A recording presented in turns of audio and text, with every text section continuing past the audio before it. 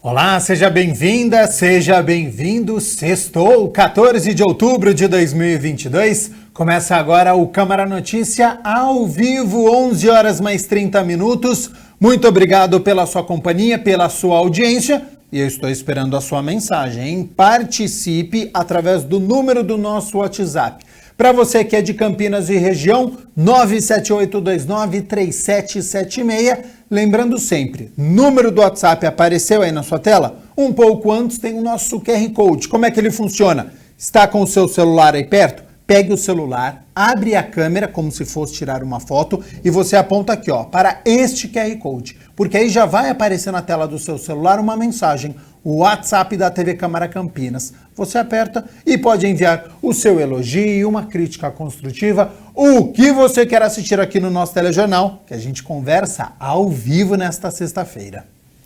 Confira a partir de agora os destaques de hoje.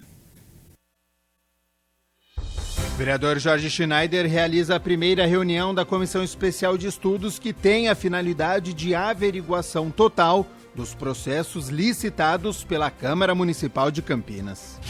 O vereador Marcelo Silva pede informações e providências à Prefeitura sobre um lixão que está se formando na Fazenda São Quirino.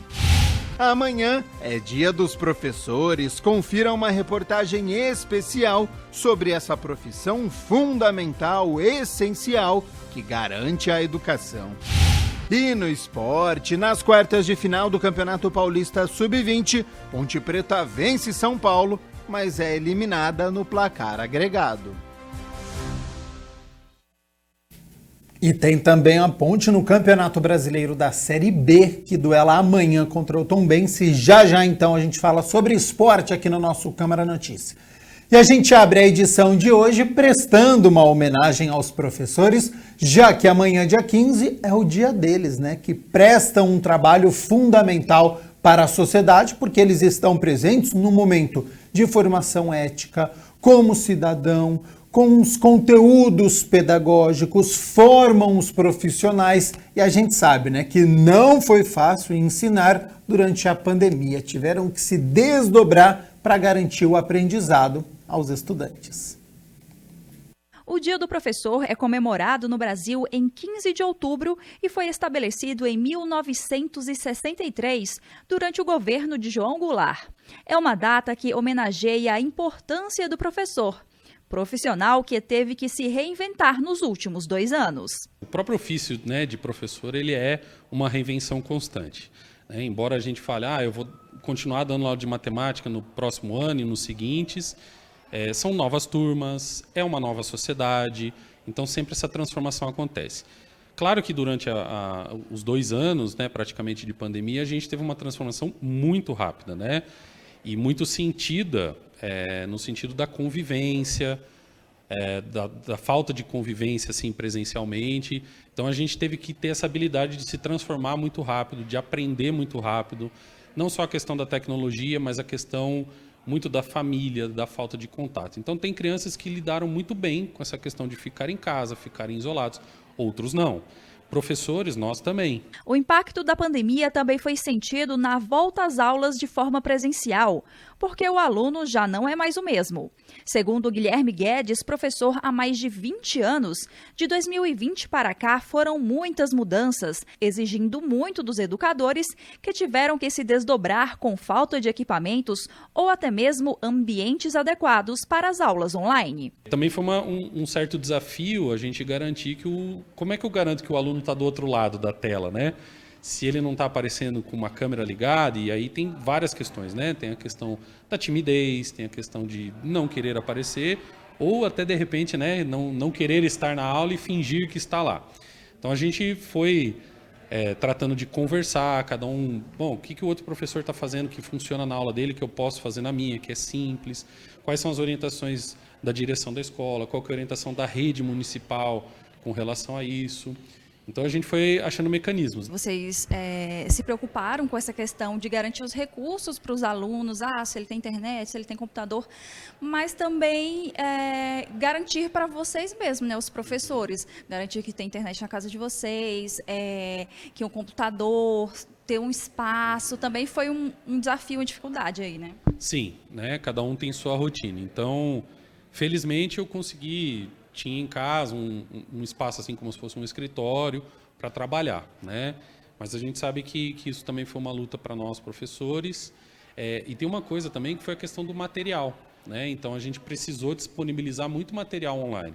Então, aquele aluno que não tinha acesso a um livro didático, porque eu poderia trabalhar a aula e pedir, né, como recurso para fazer exercícios, para fazer uma leitura, para preparar para uma próxima aula que ele usasse o livro, mas às vezes esse aluno não tinha esse livro. Então, a gente fez alguns plantões assim durante a pandemia para as famílias e os alunos virem buscar os livros a que eles tinham direito aqui na escola, se eles não tivessem. Os professores, no final, tiveram muito mais trabalho, né? Eu vou falar em causa própria, mas também assim de ouvir muitos colegas, né? A gente teve essa, entre aspas, queixa de que a gente teve que trabalhar mais. A gente demandou a gente criar e preparar muito mais material, muito mais estilos de aula. Não que a gente já não faça isso, né, na nossa rotina diária, mas a gente teve que fazer tudo praticamente do zero. Foi uma coisa muito nova para a maioria de nós. Manter os alunos conectados até que não é difícil. O desafio maior é que eles estivessem engajados, ou seja, realmente concentrados no que estava acontecendo nas aulas. Muitos pais foram parceiros neste momento e contribuíram no trabalho do professor. Além de tudo isso, o professor às vezes ainda servia de apoio psicológico para os estudantes. Mas a gente precisa de uma estrutura, a gente precisa muitas vezes de um apoio que não é da nossa alçada, é um apoio médico, é um apoio psicológico, é um apoio da família, um apoio afetivo. Então, a comunidade escolar ela só trabalha como um grande quebra-cabeça, mas a gente precisa de todas as peças para que o objetivo final seja atingido. Qual que é o nosso objetivo sempre? O bem-estar e a evolução cognitiva de conhecimento do aluno. Apesar de todas as dificuldades e percalços, a carreira de professor é fundamental para formar outros profissionais e, por isso, deve ser valorizado e honrado não só no dia 15, mas em todos os dias.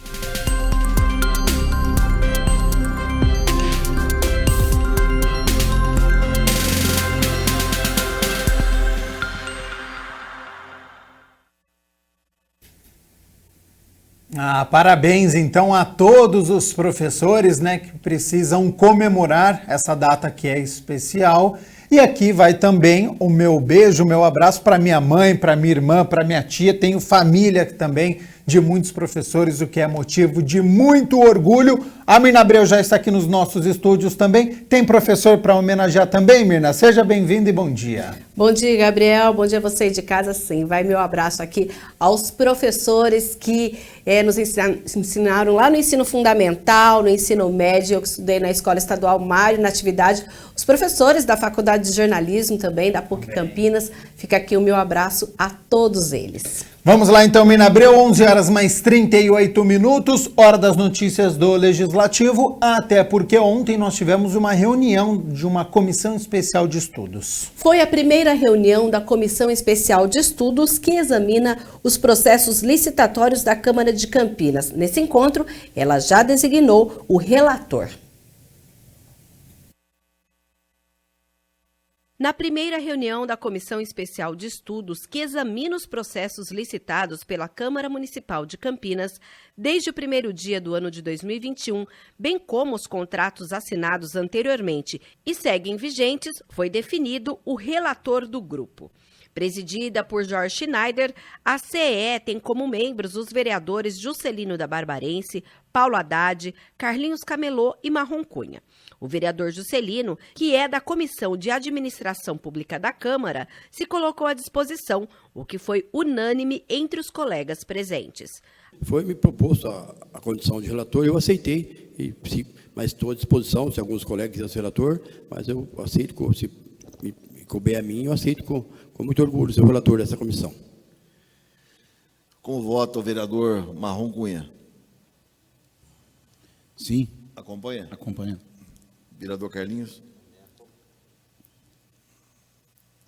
Também acompanho. Voto para o vereador Juscelino da Barbarense. Eu também acompanho. Então, os 4 votos possíveis de hoje são o senhor está nomeado o relator da comissão.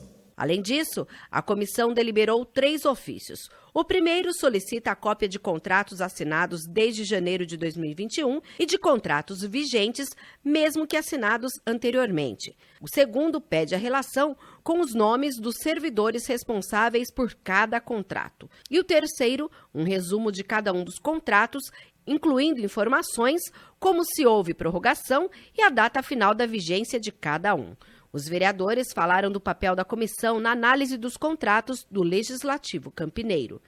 O intuito verdadeiro dessa comissão é deixar bem transparente, acompanhar os trabalhos e orientar ao próprio presidente, a quem estiver na comissão.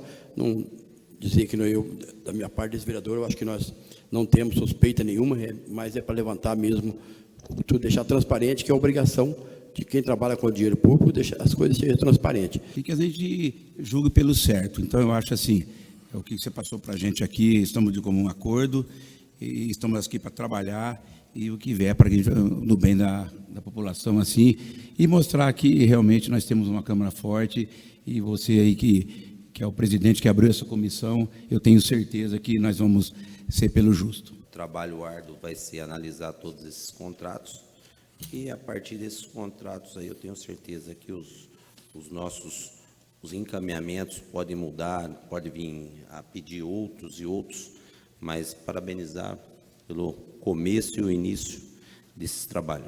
Ao final, o presidente da comissão falou dos encaminhamentos da CEE. Nós temos que olhar aquilo que é realidade, aquilo que é a verdade, e para isso nós pedimos a cópia dos contratos, nós pedimos tudo aquilo que esteja girando em torno da Câmara ou que já esteve de 1º de janeiro de 2021 para cá, para que nós possamos fazer essa análise e mostrar à sociedade o que é a Câmara Municipal de Campinas no item contratos, porque nós precisamos dar uma resposta. O senhor já adiantou também uma reunião daqui a 15 dias. O senhor acredita que até essa data vocês tenham em mãos já esses documentos solicitados? Nós fizemos uma solicitação que seja em 10 dias a resposta. Se nós conseguirmos dentro desse prazo, nós faremos a próxima em 15 dias. Se não tivermos, não há problema nenhum, nós deixamos para outra semana. Mas nós temos que correr contra o tempo, porque nós precisamos fazer o serviço certo e de forma célere, porque Campinas quer saber. E olha só, nós temos também aqui na casa uma CPI e a Comissão Parlamentar de Inquérito para apurar suposta cobrança de vantagens indevidas para manutenção na contratação ou prorrogação de contratos de empresas terceirizadas pelo Legislativo vai se reunir na segunda-feira às 14h30 da tarde com o Ministério Público. Os membros da CPI pretendem conversar com os promotores do GAECO, o Grupo de Atuação Especial de Combate ao Crime Organizado do MP, com o objetivo de obter mais informações a respeito das investigações realizadas em relação à suposta cobrança. O encontro de segunda será fechado, mas os integrantes da CPI pretendem debater sobre ele e os eventuais materiais compartilhados pelo MP na reunião semanal da CPI, que já está marcada para a próxima quarta-feira. Além de ser presidida pelo vereador Paulo Gaspar, o grupo tem como integrantes os vereadores Major Jaime, Paulo Búfalo, Paola Miguel, Igor Diego, Luiz Cirilo e Carmo Luiz. Hora de nós falarmos sobre a ação dos parlamentares e a gente começa com um questionamento do vereador Marcelo Silva. É porque chegou a ele uma denúncia e por isso ele protocolou um requerimento solicitando informações à prefeitura sobre um lixão que está se formando ao lado do condomínio Aqua Galeria e acompanhe todas as informações com Michel Amorim. O requerimento número 1592 deste ano, do vereador Marcelo Silva, pede informações sobre um lixão que está se formando no bairro Parque São Quirino. O parlamentar comentou o caso. Eu recebi algumas denúncias, dos moradores lá da região. Para quem não sabe, fica atrás do Shopping Galeria. E que realmente você vê as fotos, inclusive eu juntei as fotos aéreas que nós tínhamos, está realmente formando um lixão, Então, assim, nós queremos saber se isso está legalizado, se não está legalizado, e de que forma, por exemplo, se não tiver, que a prefeitura tem que fazer uma limpeza imediatamente, porque a gente sabe que existem lixões, a gente sabe que é uma região lá que está crescendo, tem muitos prédios, muitos condomínios, enfim, Então a população se assustou e eu também com as fotografias, muitos lixos, e para saber o que está acontecendo. O terreno usado para o descarte irregular de lixo é esse, bem aqui na rua Doutor João Quirino do Nascimento. E como você pode ver, lixo e mato, o que pode gerar bichos indesejados. E olha, a prefeitura tem até 30 dias para responder o vereador. Pode acarretar a gente sabe que é uma área que até tem uma pista, né, de ciclovia, que as pessoas caminham com crianças, podem ter bichos peçonhentos, enfim, é a saúde pública, né, que nós temos que estar sempre atentos aí, atendendo a população. Mirna Abreu, hora de nós falarmos sobre a agenda da Câmara de Campinas, porque hoje à noite tem reunião solene com homenagens. É isso mesmo, amanhã que é o dia do professor e por isso hoje à noite, em uma solenidade, a Câmara faz a entrega do diploma de mérito educacional professor Darcy Ribeiro a personalidades que contribuíram na área do magistério.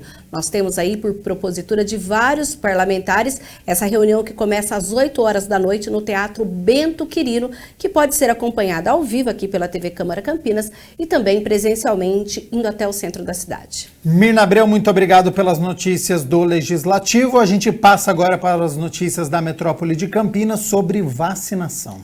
Olha só, o Ministério da Saúde divulgou que 80% dos municípios do país têm risco alto ou risco muito alto para a reintrodução da paralisia infantil. E Campinas está entre esses municípios.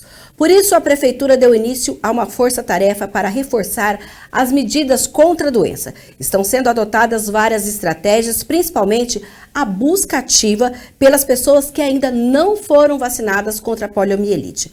Para localizar crianças com esquema vacinal incompleto e aumentar a cobertura vacinal, a Secretaria intensificou a busca ativa, lançando a ação Adote uma Carteirinha, onde cada agente comunitário de saúde vai ser responsável por um número de crianças do seu território e deverá buscar informações como a situação vacinal. A gente lembra que a campanha foi prorrogada até o dia 31 de outubro e de 8 de agosto, desde o início da campanha até esta quinta-feira, apenas 31.777 crianças de Campinas foram imunizadas contra a paralisia infantil, uma cobertura de 54%. O objetivo são 58.813 crianças vacinadas na cidade, uma cobertura de 95%. Precisamos, então, melhorar muito esta cobertura. Deixe a caderneta de vacinação atualizada, criança, adolescente e também dos adultos. Mirna Abreu, muito obrigado primeiro pelas notícias do Legislativo, agora com as notícias da metrópole de Campinas. Ótimo fim de semana e até segunda-feira. Até segunda-feira e um bom fim de semana para você aí de casa.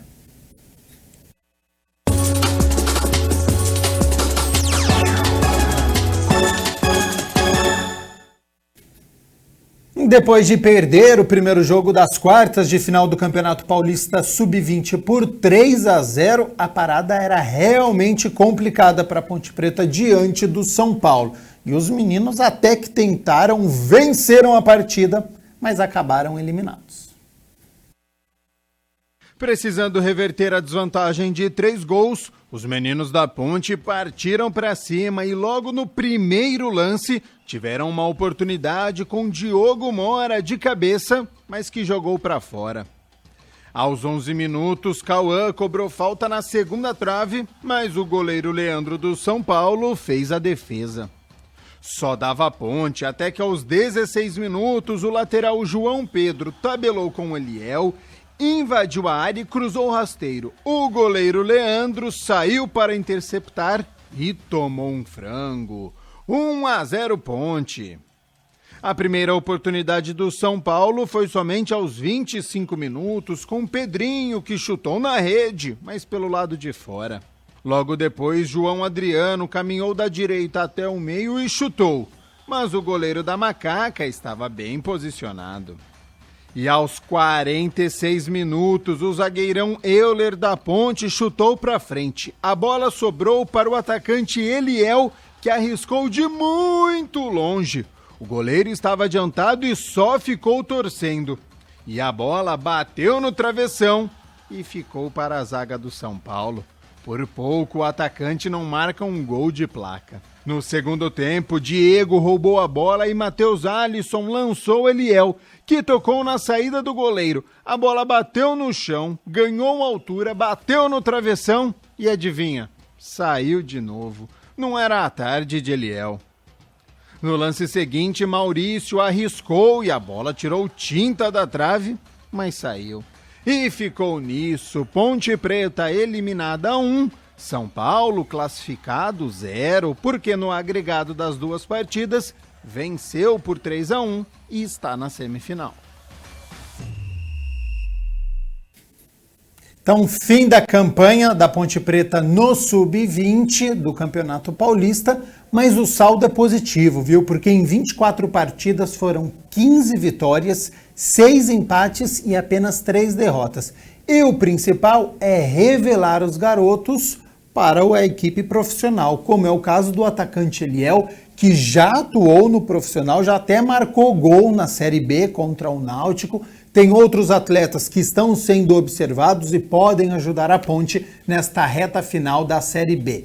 E por falar em reta final do Campeonato Brasileiro da Série B, amanhã no sabadão, a Ponte Preta enfrenta o Tombense fora de casa às 4h30 da tarde. Você já vê aí na sua tela, a Ponte é a 11ª colocada com 44 pontos e o Tombense é o 13º com 43. Então é confronto direto do meio da tabela. O técnico Hélio dos Anjos tem muitos problemas, tem muitos desfalques, não pode contar com o goleiro Kaique França, com o Igor Formiga, com o volante Alisson, todo mundo está suspenso. O atacante Luca, com desgaste, é outro que não viajou e com isso o treinador deve optar pelo Luan no gol, o Bernardo na direita, Fraga no meio campo e com o centroavante Ribamar. Provável macaca, Luan Ribeiro no gol, Bernardo na direita, Matheus Silva e Fábio Sanches, a dupla de zaga, e o Arthur na esquerda. Meio campo de Fraga, Amaral e Leonaldi, Elvis um pouco mais à frente com Echaporã e Ribamar. E claro que na segunda-feira a gente conta a história desta partida. 11h mais 51, fim de semana chegando e você já sabe o que você vai fazer? Já está com a programação pronta? Bom, para quem ainda está em dúvida, a partir de agora você fica com a nossa super agenda cultural com muitas dicas. Olha só.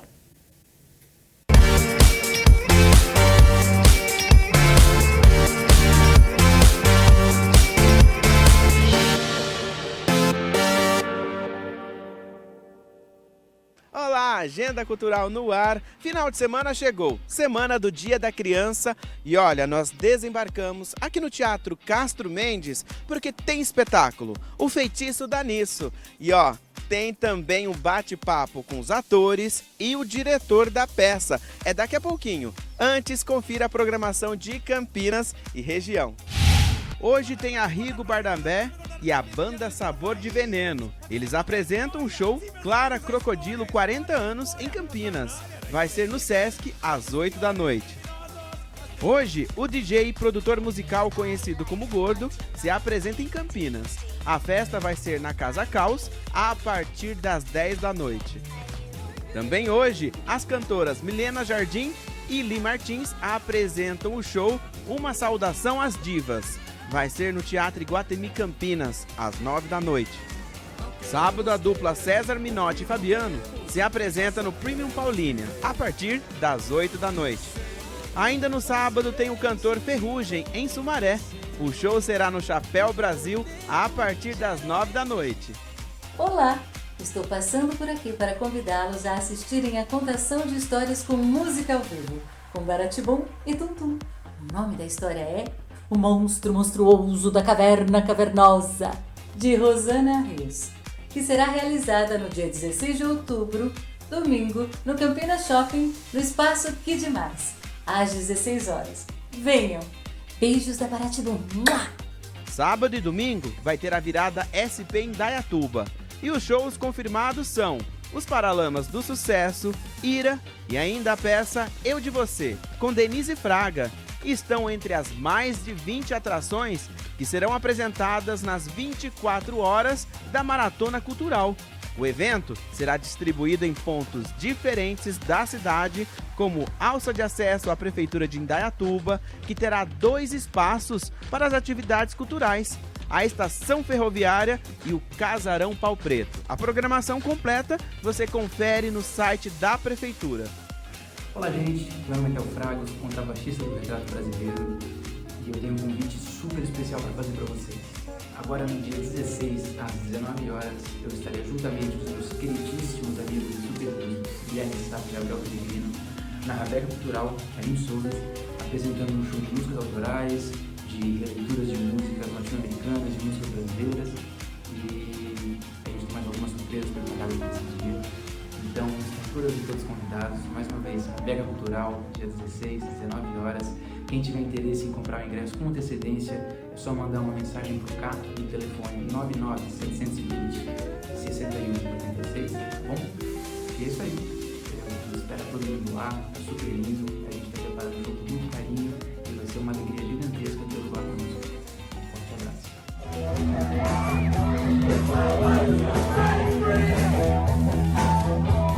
O Teatro Municipal Castro Mendes recebe na próxima quinta-feira, às 8h30 da noite, o show do Queen Cover Oficial.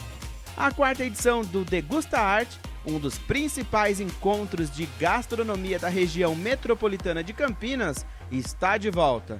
Este final de semana, no Portão 7 da Lagoa do Taquaral.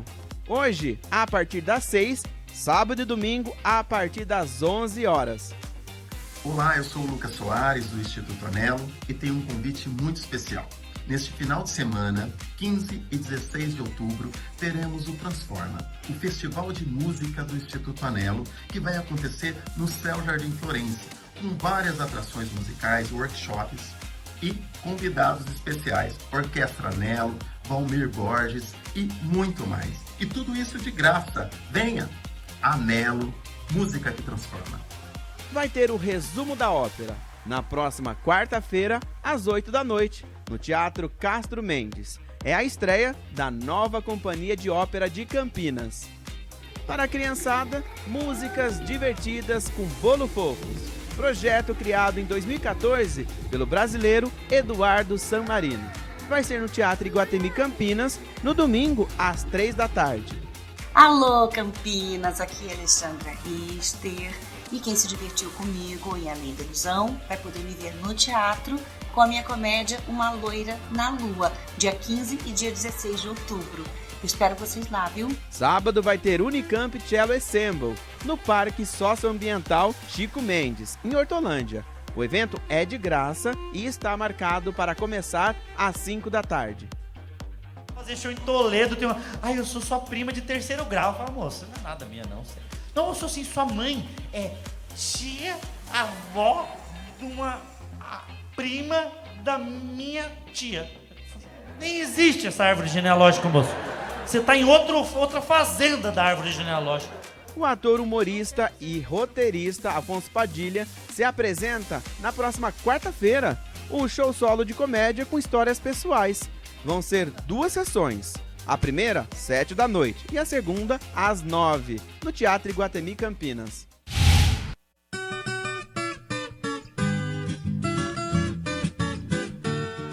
Com apresentação única este final de semana, vai ter o espetáculo Feitiço Daniço, no Teatro Castro Mendes. E nós, da Agenda Cultural, vamos conversar com os artistas e pegar detalhes para você dessa produção.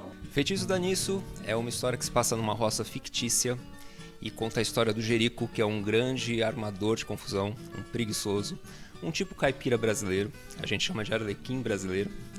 E a ideia é que ele encontra uma bruxa e recebe um poder mágico dessa bruxa. Como ele já arma muitas confusões, quer sempre se dar bem, ele resolve usar esse poder para se dar melhor ainda. E aí ele mora ali na roça fictícia, trabalha com o seu Tony, que tem uma venda de comércio, e ele engana o seu Tony porque ele conta para todo mundo que ele um dia salvou a filha do seu Tony de ser devorado de uma onça. E aí, quando ele pega o poder da bruxa e a filha do seu Tony, que se chama Coralina, volta para a cidade, ele começa a querer se dar melhor, ele começa a querer se dar bem e planeja conquistar a filha do seu Tony para ganhar a herança do seu Tony. Essa é a história basicamente. Outros personagens vão surgindo na trama e vão deixando essa confusão cada vez para um lado, né? Porque uma hora o Jerico se dá bem, uma hora o Jerico se dá mal, uma hora parece que ele vai se dar melhor ainda. e aí ele acaba se dando mal de novo. E o texto, como é que surgiu o roteiro? Eu sou dramaturgo também da peça e assim, eu sempre gostei de escrever personagens, né? Eu já escrevia para história em quadrinho, comecei a fazer teatro, dramaturgia, roteiro de televisão. E aí eu fui tendo essa ideia desses personagens que foram vindo na minha cabeça, baseado em inspirações de coisas que eu também consumia. E aí eu criei a questão baseado também em questões da comédia dell'arte, que foi uma escola que eu fiz alguns cursos.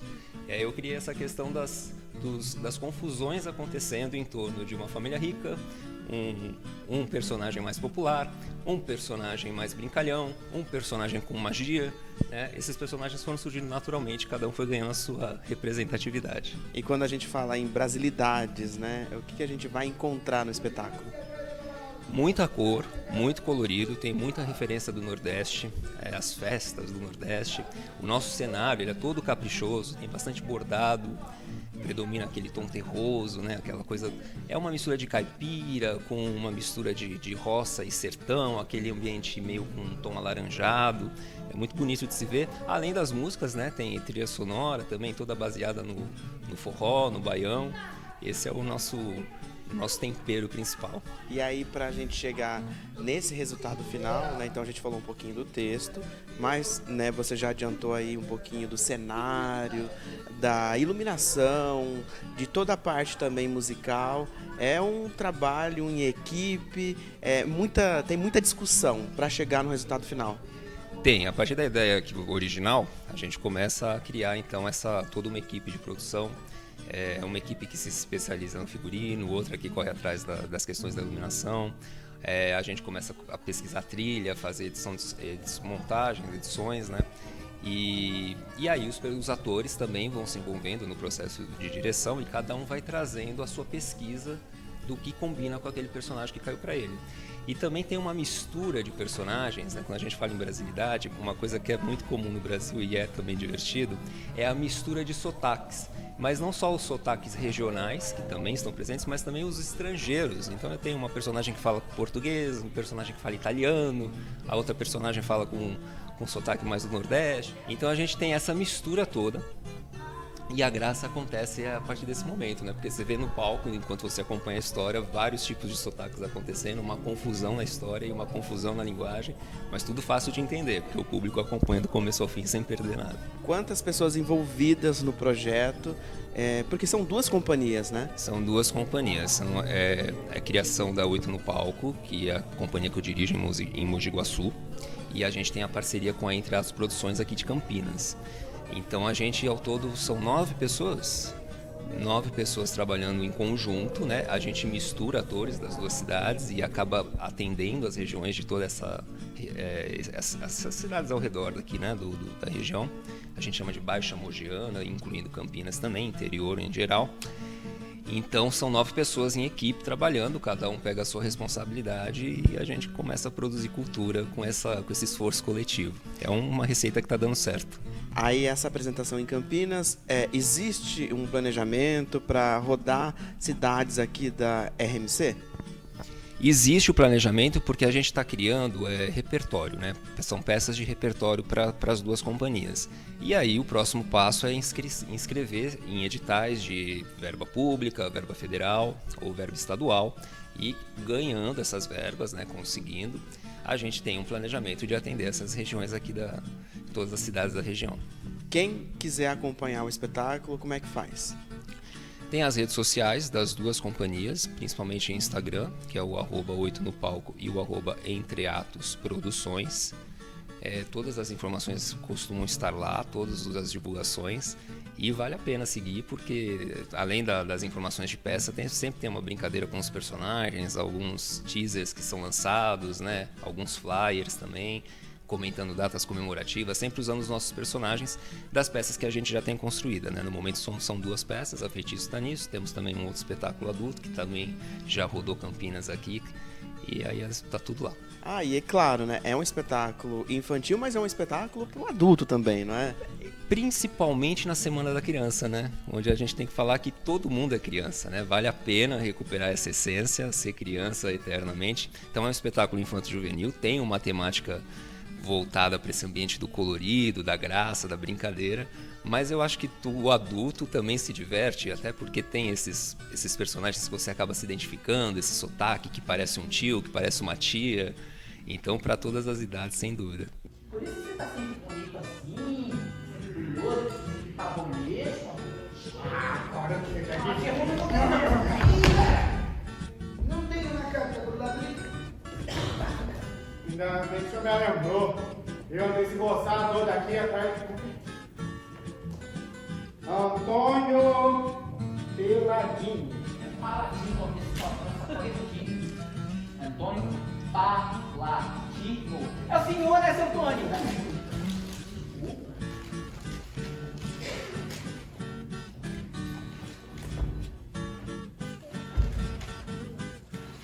Ah, eu sou o Jerico, tá achando o quê? Eu vou casar com a Coralina Linda e vou ficar tudo castelo do seu Tony, tá bom? Vocês vão ver. Me espera, me aguarda aí. Esse foi o Jerico e agora a gente vai conversar com o Daniel, quem faz, né, o Jerico. E aí, conta pra gente, né, pra chegar nesse personagem, muito tempo? Foi um trabalho, acho que um trabalho memorável pra minha vida, porque eu, como ator, tive pouca experiência com infantil. Antes eu não era muito fã do formato infantil para as crianças, né? E com o Jerico, essa minha visão, ela se transformou totalmente.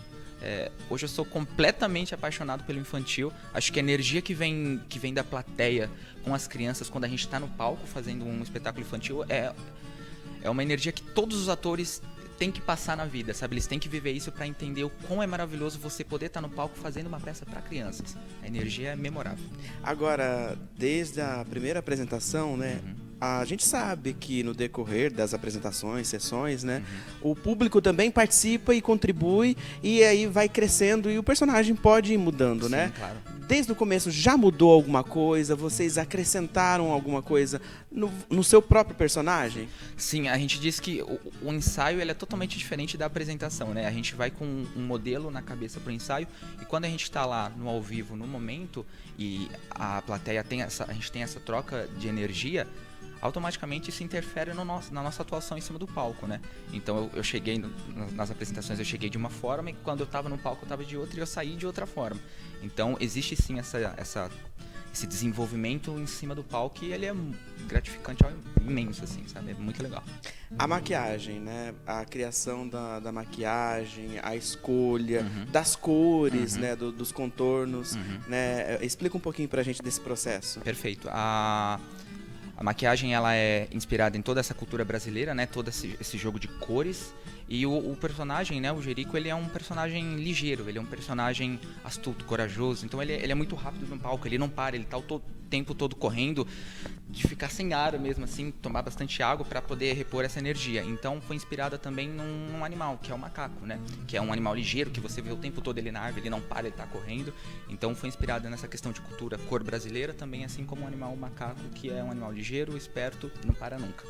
A Andrea contou pra gente as dificuldades que ela teve, né? O Daniel teve dificuldade também ali no processo de criar o personagem, né? Na hora de nascer o personagem. Teve algum problema? Sim, teve muitas questões assim a ser trabalhadas em mim, né? Primeira questão do sotaque, acho que quando a gente não tem essa prática, quando a gente não tem essa vivência com esse tipo de sotaque, é um trabalho que precisa ser feito diariamente. E o Rafa, né? Rafael Silva, ele trabalhou instantaneamente com a gente todo dia no WhatsApp, online, a gente mandava áudio, conversava videoconferência e tudo mais. A gente fez um trabalho incrível de desenvolvimento de sotaque e de voz. Em questão de personagem também, como eu comentei, é um personagem muito ligeiro, muito astuto, ele não para. E para pegar toda essa energia, esse pique que a gente fala do Jerico, foi um trabalho de bastante exercício, ensaio em casa, essa questão de sinergia do corpo, foi bem trabalhoso, mas ficou bem legal o trabalho. Agora, por que é que o público não pode deixar passar e perder a peça?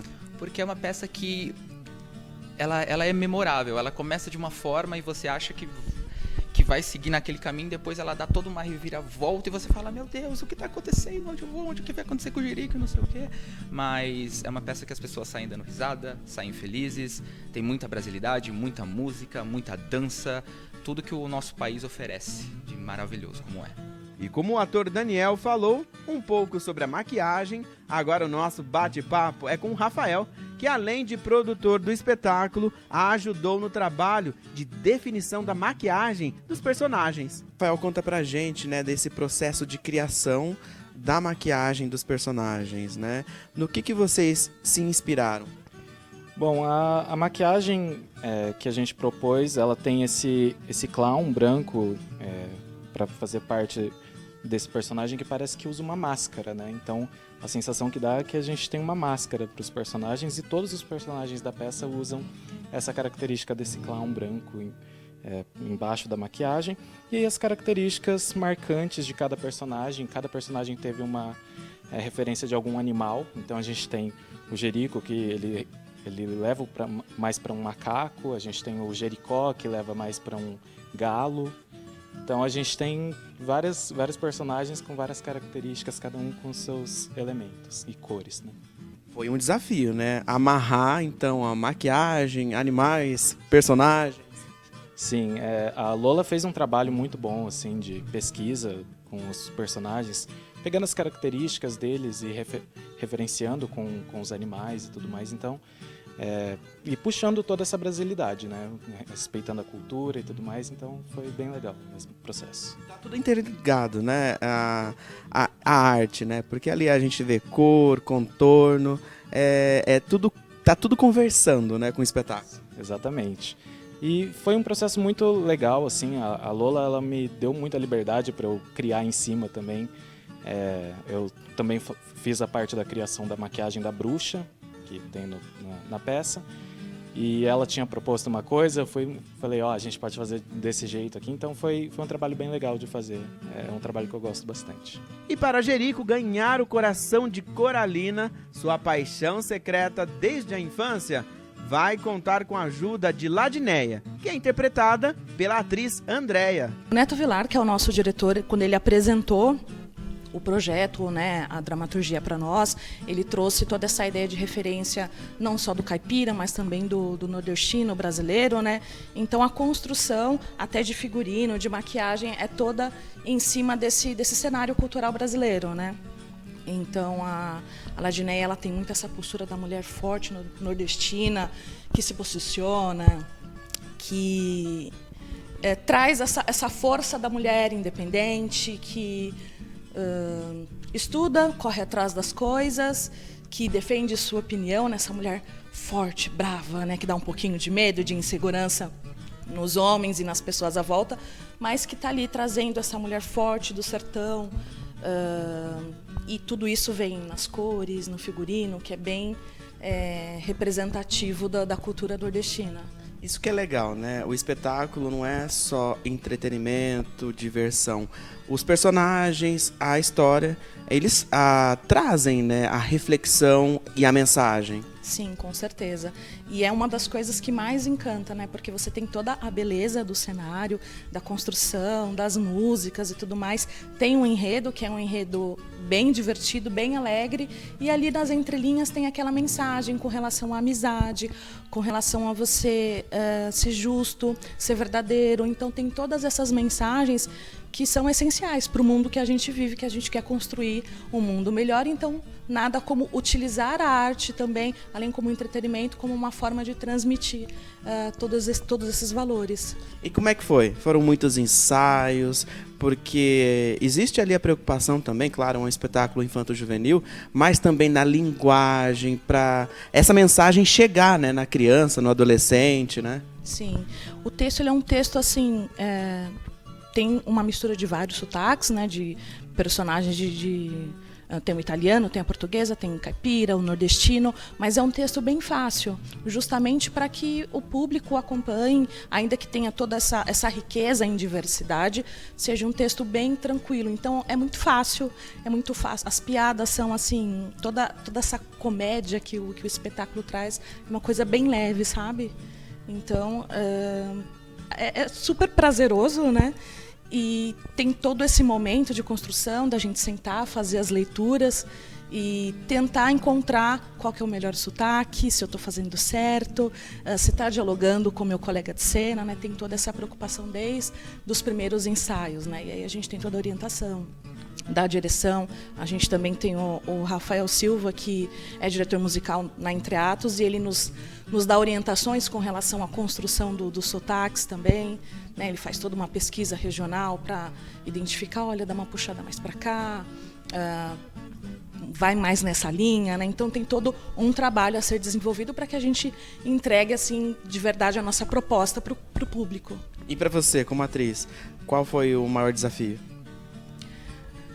Olha, eu acho que, na verdade, essa questão do sotaque, porque precisa ser algo que fique limpo, que não fique pejorativo, que não seja levado por um lado que não é a nossa intenção, né? Que a nossa intenção é valorizar a cultura brasileira, né? Então, trazer para esse lado que valorize a cultura, sem perder o sotaque, e manter esse lado engraçado, essa comédia. Acho que, com certeza, trabalhar esse sotaque do início ao fim, de uma forma clara e bonita, né? Para valorizar ainda mais.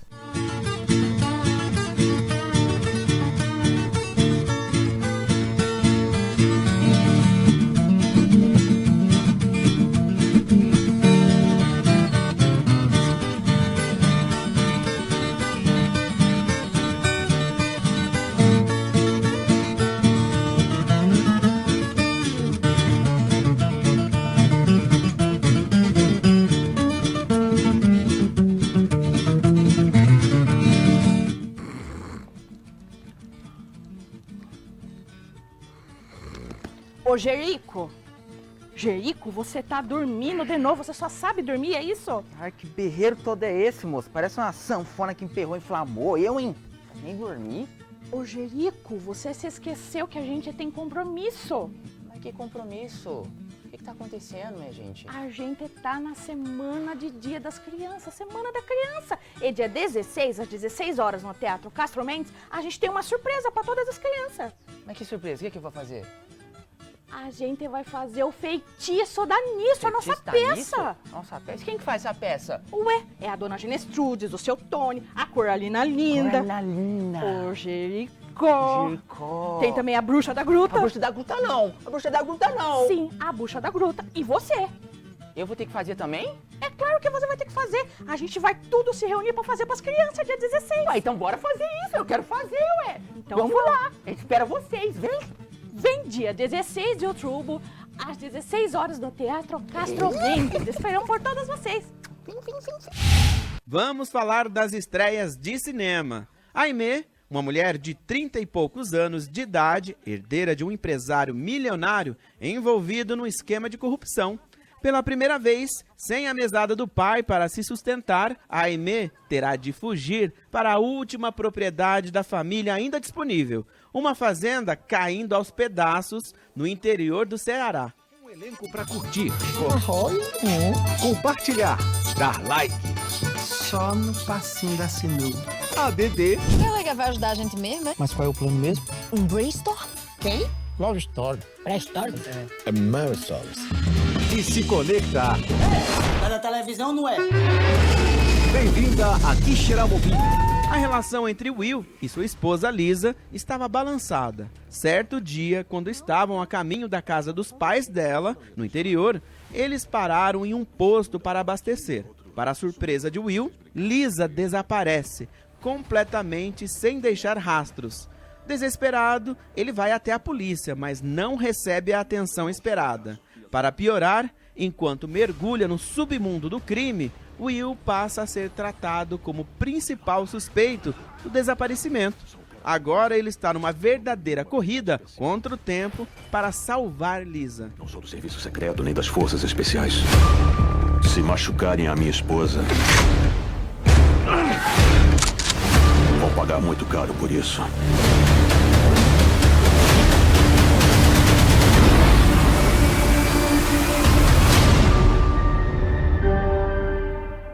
Após 20 anos do falecimento de Chico Xavier, o documentário, baseado na biografia As Vidas de Chico Xavier, reúne depoimentos de pessoas no Brasil e no exterior que tiveram alguma história ou se encantaram com o trabalho de Chico Xavier.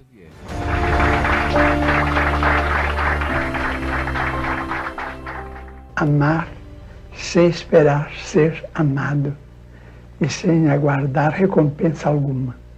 Amar sempre.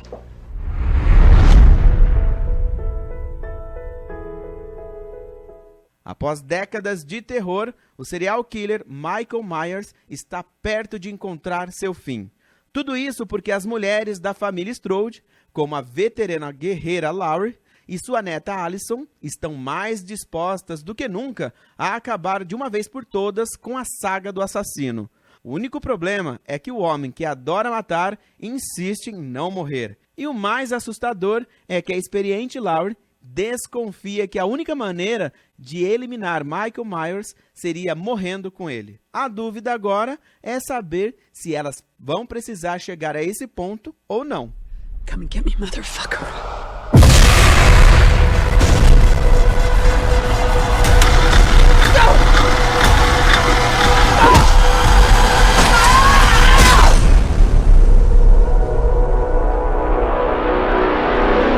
7 homens que estão à beira de um colapso nervoso embarcam em uma misteriosa terapia de grupo, exclusivamente reservada aos homens que supostamente operam milagres. Quel con, mais qu'est-ce que je fous là? Ma gueule! Vous êtes magnifique. Je me casse! Faut pas le laisser partir tout seul, là, il va se perdre, hein? Il est vieux, hein? E essas foram as dicas de hoje. Eu volto na próxima semana com muito mais. Tchau!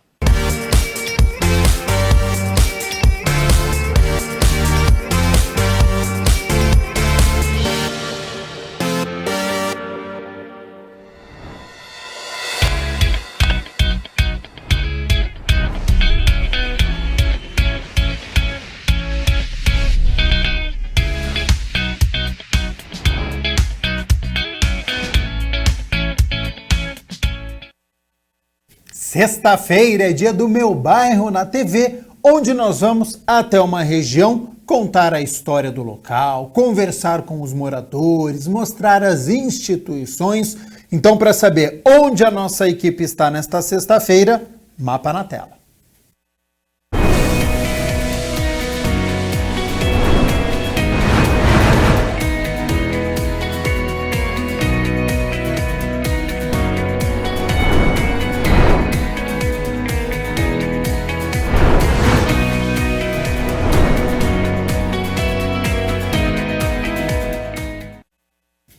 A nossa equipe está no DIC 5, região sudoeste aqui de Campinas, no distrito do Ouro Verde, e lá existe um projeto de musicalização feitos com materiais reciclados. Então, sobre esta iniciativa, o trabalho que é realizado, desde quando existe, aciona a repórter Dalila Pereira, que está no local, tem mais informações. Seja bem-vinda e boa tarde, Dalila.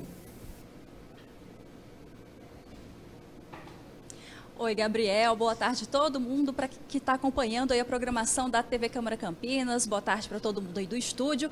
Como você bem falou, estou hoje aqui na região sudoeste de Campinas, na região do DIC 5, Meu Bairro na TV sempre vai visitar os bairros, conhecer as instituições, conhecer o que tem de bom no local, para quem está aí de fora, para quem é de outros bairros, saber o que tem para a galera aproveitar. E hoje a gente veio conhecer aqui a unidade do Ana Brasil, são 3 unidades, são 4 unidades, na verdade, dessa instituição, 3 aqui em Campinas e 1 no Piauí. Vocês podem conferir uma matéria mais completa sobre aqui o local no Mãos Solidárias, viu? Já estou fazendo aqui meu jabá para vocês irem ver lá o meu programa.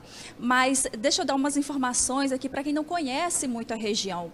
O bairro DIC 5 fica localizado no distrito do Ouro Verde e foi o primeiro núcleo habitacional a ser erguido na região, no distrito industrial de Campinas, que foi o DIC 1 em 1981. E posteriormente foram sendo construídos o DIC 2, 3, 4, 5 e 6, sendo que este último foi entregue já na década de 90. E assim, é um bairro, é uma região muito grande, gente. São 2 terminais de ônibus aqui que transportam cerca de 180 mil passageiros diariamente. E conta ainda com vários conjuntos habitacionais populares. Um dos principais centros médicos da cidade, que é o Complexo Hospitalar Ouro Verde, que foi inaugurado em 2008. Mas agora eu vou apresentar nosso convidado, que é o Ricardo dos Reis, que é o professor de musicalização aqui da ONG Ana Brasil, que vai nos contar um pouco sobre essa iniciativa. Ricardo, obrigada pelo seu tempo. Saiu aí das suas férias para poder vir falar com a gente e com essa garotada aqui. Ricardo, primeiro conta um pouco dessa iniciativa do Ana Brasil aqui na região do DIC 5. Tá. A nossa instituição tem como objetivo, né, a área social e buscar um tempo melhor para nossas crianças, né, que geralmente eles tinham só o período da escola e não tinha outro período para fazer nada. Então a Ana foi criada com esse intuito de tirar a criança da rua e trazer para fazer alguma atividade criativa, né, na nossa região. E o projeto já tem quanto tempo que está aqui nessa região? Porque são várias unidades, né? São 3 unidades e essa daqui do DIC 5, sabe dizer quanto tempo está aqui, mais ou menos? Você me pegou. Eu ia falar que eu estou aqui há 6 anos. Se eu não me engano, são 8 anos que ela está aqui nessa região. E são várias oficinas, várias atividades oferecidas aqui, né, para a criançada. Aqui no Ana a gente tem oficinas de balé, de hip hop, tem esporte, tem informática, tem oficinas temáticas e pedagógicas e tem musicalização também. Que o musicalização, pelo que eu soube, na outra vez que eu visitei aqui, o Batuque é uma das mais disputadas, né? Sim. A criançada fica empolgada para ver, para participar. Sim. Como é que surgiu aí essa oficina? Porque nas imagens a gente pode ver que é um material que é reciclado. Sim. Então, surgiu daí a proposta, como foi essa parte? A proposta foi quando a gente iniciou, tinha aula de musicalização, só que a gente não tinha instrumentos para musicalização. Então a gente começou batucando na carteira com as mãos. Depois uma educadora chamada Vera, de artes, ela tinha umas barricas de grafiato que se jogam fora, ela pintou e cedeu para mim. E a gente cortou uns cabos de vassoura e aí foi que surgiu o batuque. Aí a gente fazia só com grafiato. Certa vez uma educadora antiga chamada Thalita, a gente passou perto de um ferro velho e viu uns tambores assim. A gente parou e pediu para a pessoa se ele podia doar para a gente, que a gente achou interessante. E ele doou. Aí a oficina foi criada, que é o Batuque, e aí não parou mais. E começou com disponibilidade para quantas crianças? Tem idade mínima para participar? Tem idade máxima? Como é isso? Quando ele começou, ele era uma turma só, que eu era um educador fixo, que era o CPV6. E aí só como as outras crianças começaram a ouvir, aí começaram a pedir a oficina. Então aí o coordenador abriu para todo mundo fazer. Hoje faz todos, desde os 7 aos 14 anos, todos participam do Batuque, eles gostam muito. E qual a frequência dessas aulas? Tem todo dia, tem de manhã, tem à tarde? Quais os horários aí? Então, como eu sou educador de música aqui do Ana, hoje a gente vai mostrar o Batuque, mas eu dou aula de piano, de escaleta, de violão, a gente tem até uma bateria, a gente não começou ainda, mas a gente tem também, e de Batuque. E como foi a recepção das crianças, dos adolescentes aí, quando veio esse batuque todo? Então, eles gostaram muito, que nem eu falei, quando começou era uma turma específica. Depois que eles começaram a ouvir o som, aí não teve jeito, aí teve que mandar para todo mundo fazer. Eles gostam muito. Eu acho que ali é um momento da música, todo mundo gosta desde criança, né? Tá na nossa essência. E de liberar suas energias, de expor seus pensamentos, suas raivas, suas emoções, suas alegrias. Você, enquanto professor dessa área, qual a importância que você acredita que tenha no dia a dia das crianças, dos adolescentes, esse momento de envolvimento com a música, no que ajuda ela, por exemplo, até no desenvolvimento do ritmo? Qual a contribuição disso para o dia a dia delas, para as atividades? Eu costumo falar com eles, né? Vou falar mais do Batuque, tá? Que é o lance da comunicação, de ter tempo né, saber fazer as coisas em coordenar com as outras pessoas. Falei para ele, imagina você numa empresa, né, numa, sei lá, uma produção. Todo mundo faz num período certo, num tempo certo, sei lá, no exército, marchar coordenadamente. Então eu creio que isso muda muito a vida deles, né? No passado a gente tinha um aluno chamado Davi, que ele tinha um problema muito sério com participar de uma apresentação que chamava Lampião e Lancelote. Esse Davi conseguiu executar junto com os outros que tinham mais facilidade. Então isso pra gente foi uma vitória e ensinou muita coisa pra gente. É um momento especial, né? Esses momentos de apresentação. Sim, maravilhoso, eles amam, mano. Eu tenho bastante dificuldade com ritmo, acho que eu vou ter que vir aqui na Brasil fazer umas aulinhas com a galera. Vai ser um prazer. Dá certo de aprender, né? Depois dos 30. Claro, é sempre bom, é um desafio, sempre desafiador, né? Desenvolve o cognitivo das crianças? Sim, também. Quando a gente conversa com eles falam coisas que, né, que fala que fica feliz, as emoções deles. Isso pra gente é muito gratificante, né? Vai além do que a gente quer, na verdade, né? E como funciona a questão assim de participar dessas turmas? Como funciona aqui a abertura para as crianças das vagas aqui no ANA Brasil e na turma do Batuque, da musicalização, para quem tiver quem estiver acompanhando? Sim, o ANA, a gente recebe crianças de 7 até 14 anos, né, que depois vai pro trilhando e continua. As vagas, na verdade, a gente tem uma limitação de vagas, né? Na verdade, eu não vou saber dizer se à tarde eu acho que não tem mais vagas, mas de manhã tem bastante vagas abertas. E a criança que entrar no ANA, ela participa de todas as oficinas, né? Tem oficina que é de livre escolha, que nem a musicalização, eles que são que querem vir, não são obrigados. Mas tem outras que eles participam de turmas fixas que vão rodando durante a semana. A gente está aqui na unidade do DIC 5 e chega de falação, né? O que a gente quer ver é a criançada tocando. Eu vou aparecer um pedacinho aqui do lado para, de certa forma, me despedir, porque eu vou entregar agora o espaço aqui para as crianças, para os adolescentes, fazerem esse som aí para a gente ter nessa sexta-feira animada, com música. E assim, a gente encerra esse momento, depois eu devolvo aí para o Gabriel. Já deixa encerrado. Vou deixar aí com a turma. Ricardo, pode orientar a criançada aí para tocar um som legal aí pra gente. A gente vai fazer uma execução com uma variação rítmica. Lembrando que a gente usa apenas um tambor, então a gente separou em 3 partes. E eu vou começar desde a primeira parte para vocês entenderem como é que funciona. Tá bom? E muito obrigado e voltem sempre aqui. A gente que agradece. Vou pegar aqui o microfone e quem está aí em casa vai acompanhar esse som aqui com a criançada do ANA Brasil aqui na região do DIC 5 do meu bairro na TV. Vou sair das câmeras e deixar só para a criançada e para os adolescentes.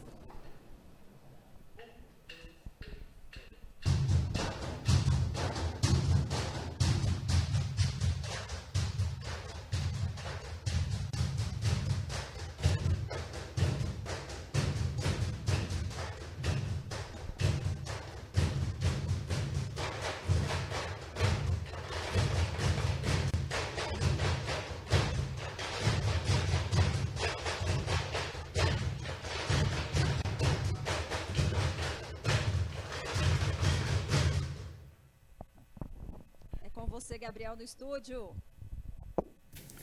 Sensacional, muito bacana. Quero agradecer a Dalila Pereira, ao Ricardo dos Reis Lucas, ele que é professor de música, e também aos adolescentes que performaram muito bem. Fiquei com inveja aqui, porque assim como a Dalila, eu também não tenho muita facilidade com percussão, com ritmo. Então, parabéns aí aos estudantes que mandaram bem demais. Bela iniciativa, portanto, no DIC 5. É o meu bairro na TV, aí na sua tela. 12h33, vamos fazer o seguinte. Rápido intervalo, é o primeiro e último aqui no nosso Câmara Notícia. E na volta tem entrevista ao vivo. Você que está nos acompanhando, já ouviu o termo quiet quitting ou demissão voluntária? Mas será que essa demissão voluntária é sair da empresa ou será que tem uma outra denominação? Rápido intervalo e já já a gente fala sobre este assunto que tem a ver sobre carreira, sobre emprego, sobre vida pessoal, sobre esta geração. Não saia daí que o nosso intervalo é rapidinho.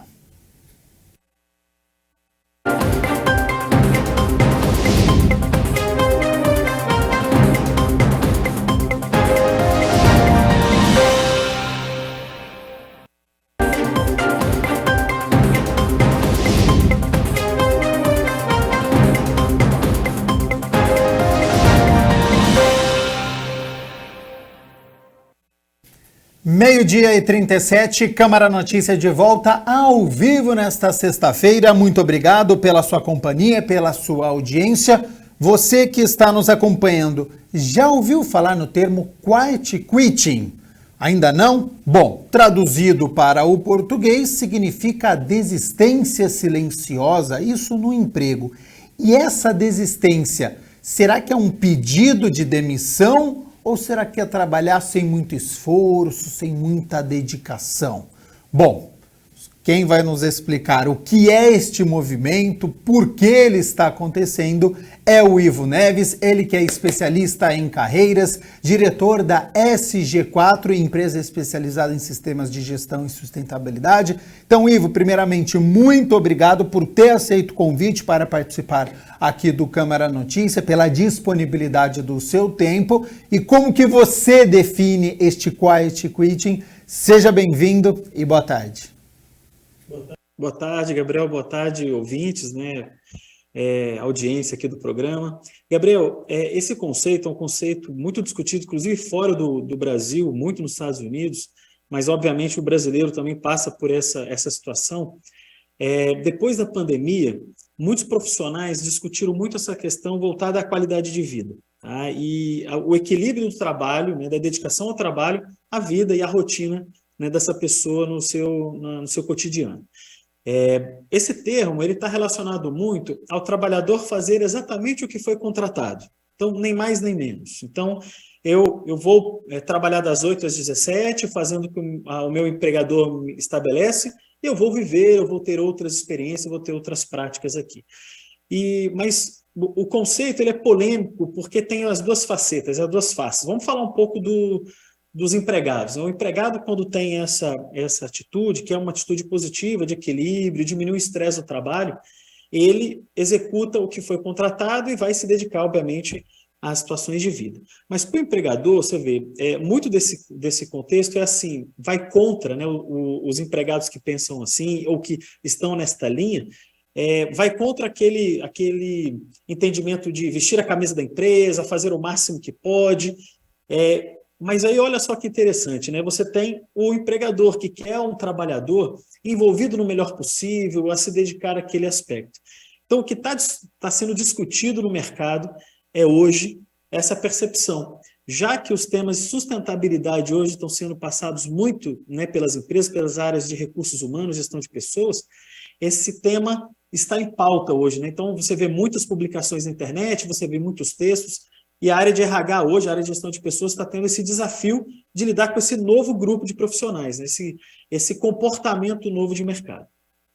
Então, de um lado, este empregado ele está buscando um equilíbrio entre vida profissional e vida pessoal, e do outro lado, o empregador ele quer que seja aquele coringa, faz o seu serviço aqui, mas eu também quero que você ajude aqui, ali, seja proativo. Então, a gente está tentando encontrar este equilíbrio da necessidade das empresas e também daquilo que os funcionários podem oferecer. Este é um termo novo que foi criado recente ou ele já existia e neste período de pandemia é que ele veio com força? Ele veio com mais força, né, agora, pós-pandemia, porque as pessoas experimentaram, né, aquele momento híbrido de trabalho, não precisar pegar trânsito para ir para a empresa. Então, isso é novo, né? As pessoas descobriram uma nova forma de trabalhar. Muita gente hoje, inclusive, não aceita mais trabalhos que não sejam essencialmente remotos, né? Isso é um reflexo desse perfil. Então, eu acho que isso já existia, sabe, Gabriel? Isso já existia sempre, as pessoas buscam qualidade de vida, buscam equilíbrio, mas isso se intensificou bastante pós-pandemia, obviamente por um cenário que foi testado, e a gente percebeu que o trabalho remoto funciona bem. Agora, tem muitas empresas que ainda precisam do trabalhador lá e estão com esse desafio de falar, poxa, vem para cá, vem se dedicar, e o mercado está se adaptando realmente a esse novo cenário. Ô Ivo, para quem está nos acompanhando e está compreendendo agora este termo, nós estamos falando de Brasil ou isto é um movimento global que também está acontecendo em outros países? Isso acontece muito também fora do Brasil. Você tem as publicações mais ativas são americanas, aí a gente teve aí um cenário nos Estados Unidos de muitas demissões voluntárias.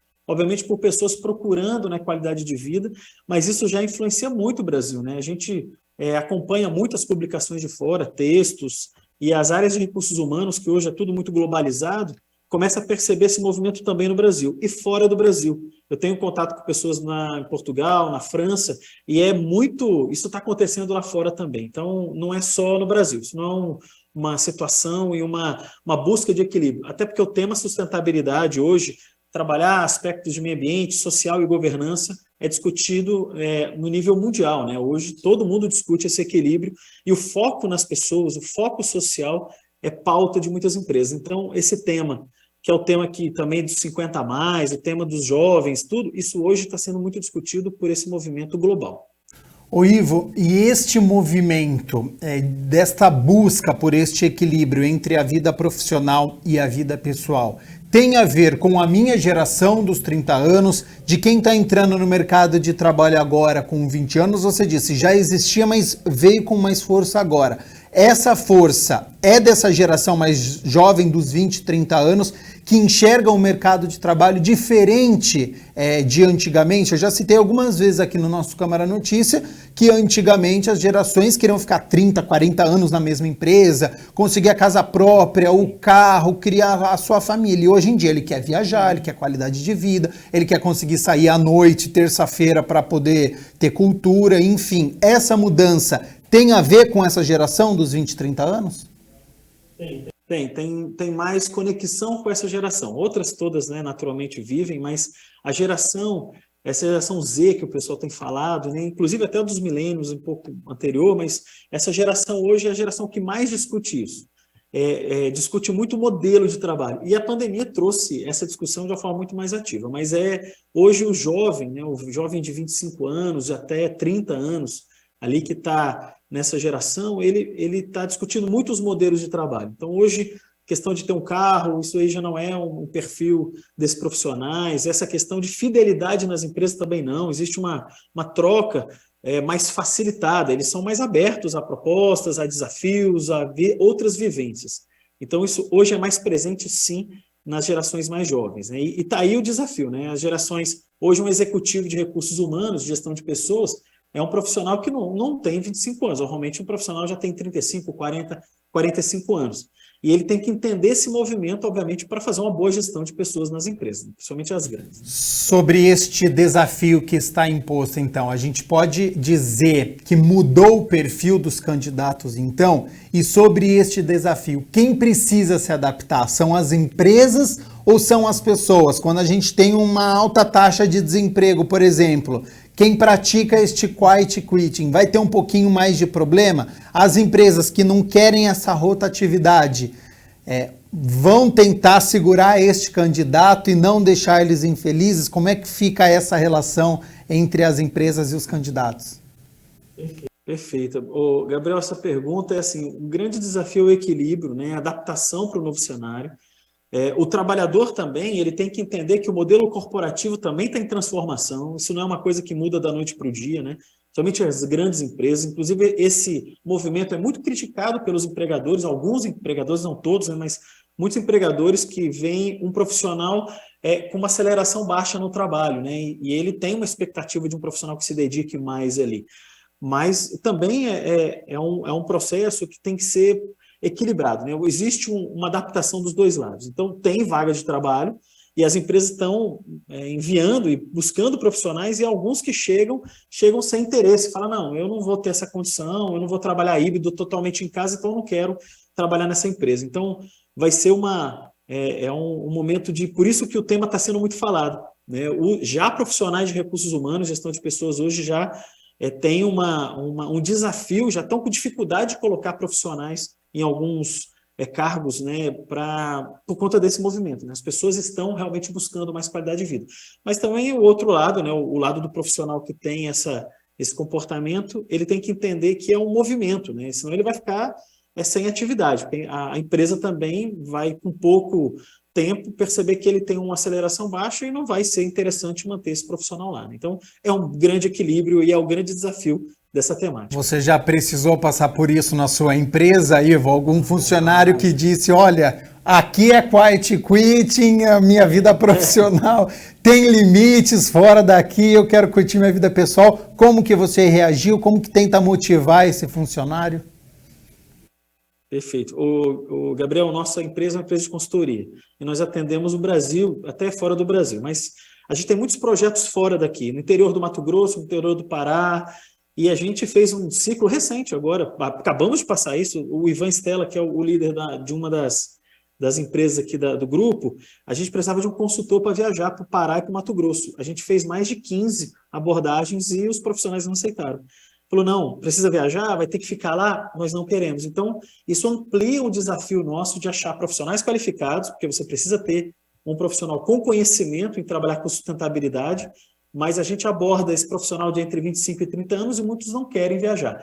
Então, a gente continua com esse profissional na nossa base, vai procurar outras oportunidades para ele, mas a gente teve que garimpar mais e buscar mais profissionais que se estivessem disponíveis para viver essa aventura, né? Mas a maioria das pessoas hoje estão querendo. A gente está passando por isso agora. É uma situação real. Este movimento que cresceu, portanto, agora na pandemia, com os funcionários ficando mais em casa no sistema de home office ou mesmo híbrido, não precisando ir todas as vezes para a empresa. E aí, para tentar melhorar financeiramente, uma alternativa encontrada por muitas pessoas é ter mais de um emprego. Como é que as empresas elas estão observando a não mais exclusividade e dedicação total em um só lugar, Ivo? Eu acho, Gabriel, que esse é um modelo hoje muito comum, obviamente porque a inflação aumentou muito, o poder de compra foi muito afetado nesses últimos anos. As pessoas têm buscado alternativas, né? Outros horários para fazer algum tipo de trabalho complementar. Mas o que eu sempre falo, assim, e o que eu acredito, é uma opinião até pessoal, a pessoa pode fazer isso, mas ela tem que, o compromisso que assumiu ali com a TV Câmara e ele quer fazer algum trabalho fora, por exemplo, o empregador, que ele mantenha a qualidade de entrega, que ele mantenha os compromissos e os prazos dentro dos compromissos profissionais que ele conduziu. E isso tem acontecido. É claro que tem gente que administra isso bem, tem gente que não administra tão bem. Então, o desafio é você pode até assumir outras responsabilidades, outros compromissos, mas a qualidade na sua entrega, o compromisso pela pontualidade, a excelência ali seu compromisso profissional tem que ser mantido. Então, e aí o profissional tem que ter essa habilidade. Está lidando com vários pratinhos ali, ele que entregue bem, porque quem está contratando ele para aquela atividade tem essa expectativa, né, que ele entregue bem o compromisso. Mas está acontecendo muito isso no mercado. 12:50, nós estamos ao vivo nesta sexta-feira falando sobre Quiet Quitting, este movimento que está buscando, né, os funcionários um equilíbrio entre vida profissional e vida pessoal. Quero agradecer todas as mensagens, participações que estão chegando através do nosso WhatsApp e também através do YouTube, como o Rogério Rissetti, a Ana Paula Dana, a Daniela Nussa, excelente tema, super atual, parabéns pela pauta, excelente os pontos apresentados pelo Ivo Neves, especialista nota 10, explica claramente sobre este forte movimento. E aqui tem a Cleusa também participando aqui com a gente. Muito obrigado por todas as mensagens. Ivo, por outro lado, analisando agora também dessa geração dos 20, 30 anos, deste funcionário, falta paciência também das pessoas em ficarem alguns anos até conseguirem uma promoção, um aumento de salário, uma mudança de cargo. Essa geração das redes sociais, que é tudo muito rápido, postou, já viralizou, no dia seguinte já vem outro assunto e tal. E aí tem que, na empresa, no emprego é diferente, às vezes precisa ficar 3, 5 anos para conseguir uma promoção. Falta um pouquinho de paciência para essa geração que está chegando e isso pode ser um problema para o futuro?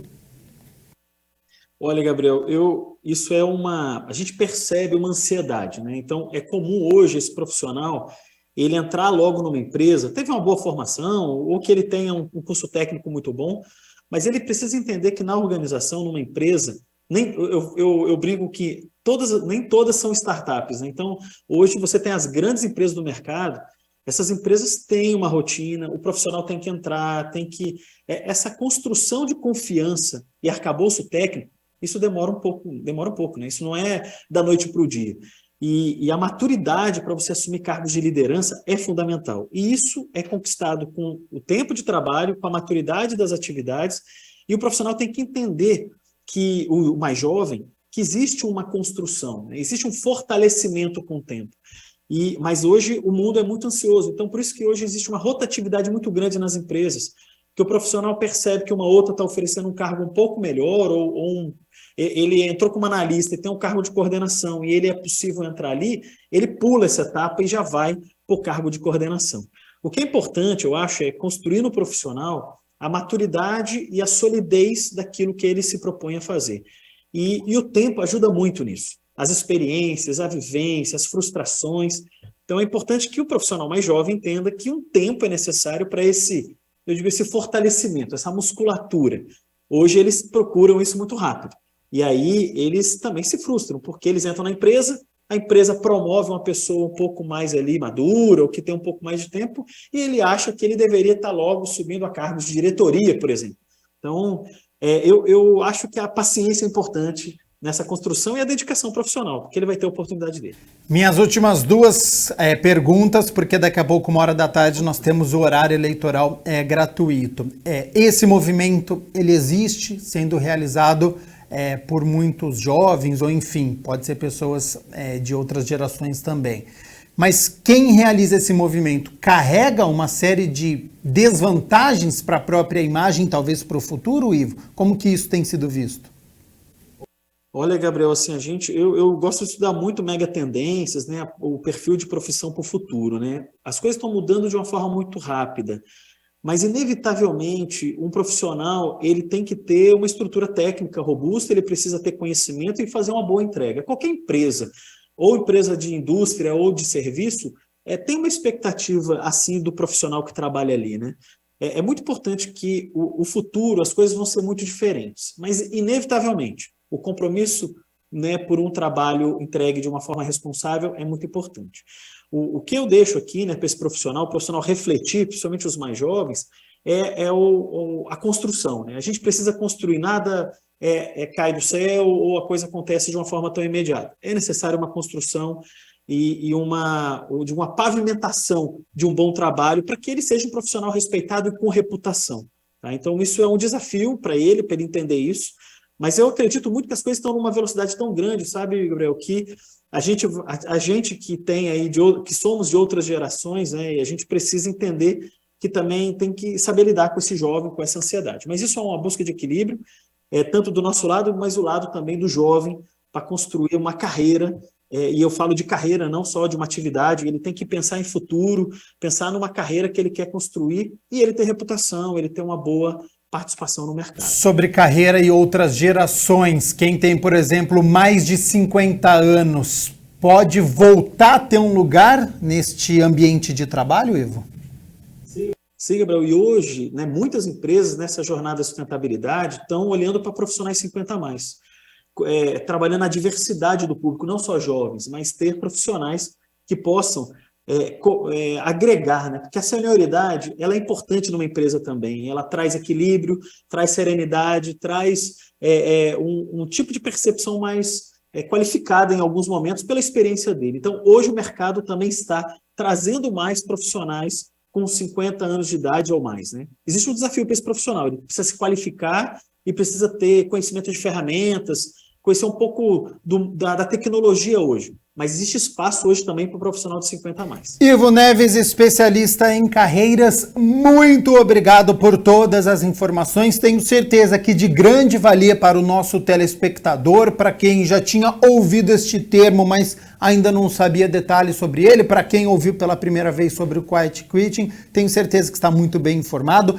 Já faço o convite aqui para uma próxima oportunidade para você poder retornar para falar sobre este e outros assuntos.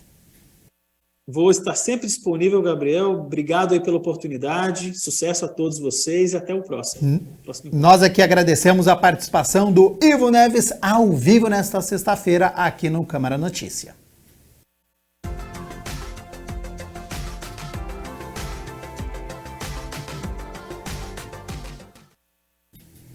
Fim de semana chegando, e para você que quer sol e calor e for ficar aqui na cidade de Campinas, a notícia é boa, viu? Porque tanto no sábado quanto no domingo o sol deve aparecer entre algumas nuvens, mas não deve chover, então vai dar para poder aproveitar, curtir o dia, fazer passeios ao ar livre. Vamos às temperaturas então, elas já estão aqui na minha tela, então olha só, amanhã no sábado 15 de outubro, dia dos professores, mínima de 17, a máxima pode chegar aos 30 graus, no domingo mínima de 18 graus, já é uma mínima elevada para esta primavera, ao longo do dia essa temperatura sobe, podendo chegar aos 31 graus aqui na cidade de Campinas. O Câmara Notícia fica por aqui. Muito obrigado pela sua companhia, pela sua audiência. Você que participou através do YouTube, por mensagens no WhatsApp, a gente agradece. Continue aqui na TV Câmara Campinas. Agora, 1h da tarde, tem horário eleitoral gratuito. E à noite, a partir das 8 horas da noite, tem reunião solene com a entrega de honrarias. Ótimo fim de semana e nos vemos na segunda-feira. Até lá. Tchau, tchau.